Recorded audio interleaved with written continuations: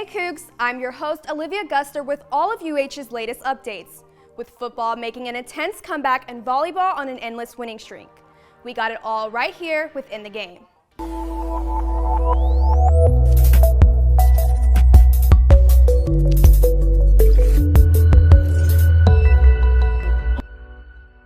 UH football was down the entire game against Memphis, but managed to have an intense fourth quarter comeback, 33-32.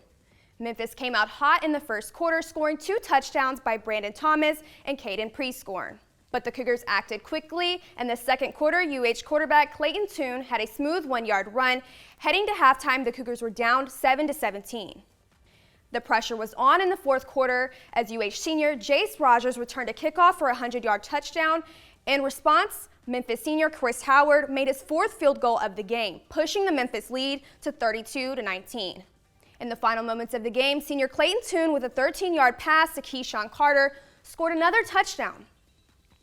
6 plays later, Toon tossed Carter a 2-yard touchdown with just 18 seconds on the clock. In the post-game press conference, Coach Holgerson said, "We are 1-1 in conference and we are alive. Hopefully we can continue to build on this." The Cougars came out on top, 33-32 against Memphis, and are now 3-3 overall. Houston will play Navy on October 22nd before returning to the TDECU Stadium to play the homecoming game against South Florida. UH Volleyball will remain undefeated in the AAC in a 3-set sweep against Memphis 3-0. Houston ended the weekend with a 2-3-0 victory, with the first against SMU Friday night. Sunday afternoon, the Cougars headed to Memphis, Tennessee to add another 3-0 victory. UH came out strong in the first set as they managed to go on a 9-4 lead. Memphis fought later in the match, managing to be neck and neck with the Cougars at 24-24. But senior Rachel Tales made sure to seal the deal with 2 back-to-back kills, finishing the match 26-24. In the second set, Memphis was not backing down, with the 2 teams managing to tie 18 times within the set. UH came out on top, 27-25. In the third and final set, the teams managed to tie 17 times. Late in the set, what seemed to be a comeback attempt from Memphis, the Cougars finished 25-23. Houston returned home for their next 5 games, starting with Wichita State October 21st.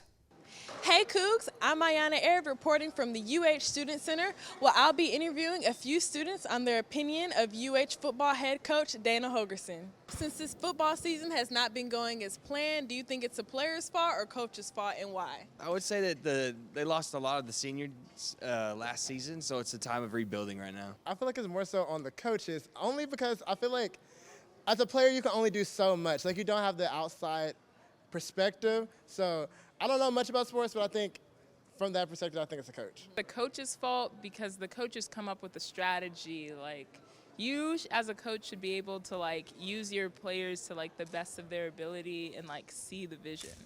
Head coach basketball Kelvin Sampson or football Dana Holgerson?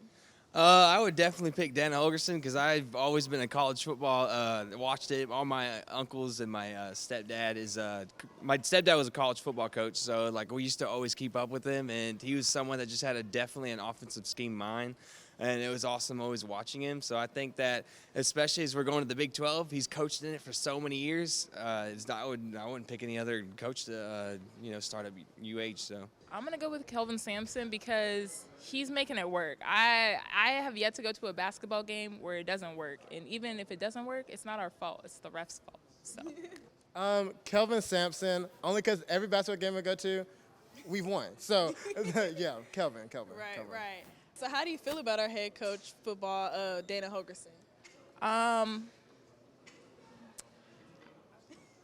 don't have much to say. I think he's a great coach. I mean, I'm a Longhorn fan at heart growing up, and so I always used to get upset because he would beat us every single year with West Virginia, so he always upset me. But I think he's a great coach. I mean, let's get the W, man. I don't know what you're doing back there. Get some opinions, phone in for help. I don't know what to tell you, but we got to get the W.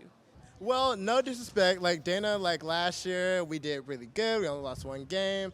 So he just hits or miss sometimes, and I think that's okay. So if you were stranded on an island and you had to pick a coach, would you pick Kelvin Sampson or Dana Holgerson? That's a great question. Definitely, I guess Dana Holgerson. I'm picking Kelvin Sampson. He be fighting, he be screaming, he be yelling, and I feel like I need that energy if I'm on the island alone, because I know I wouldn't want to do that. So I think Kelvin. If it was like, what is it, Lost or whatever that show is, I'm surviving. I don't know. whatever the show is, I'm living. And that's all we have for you today. I'm Auyana, and thank you for watching another episode of In the Game.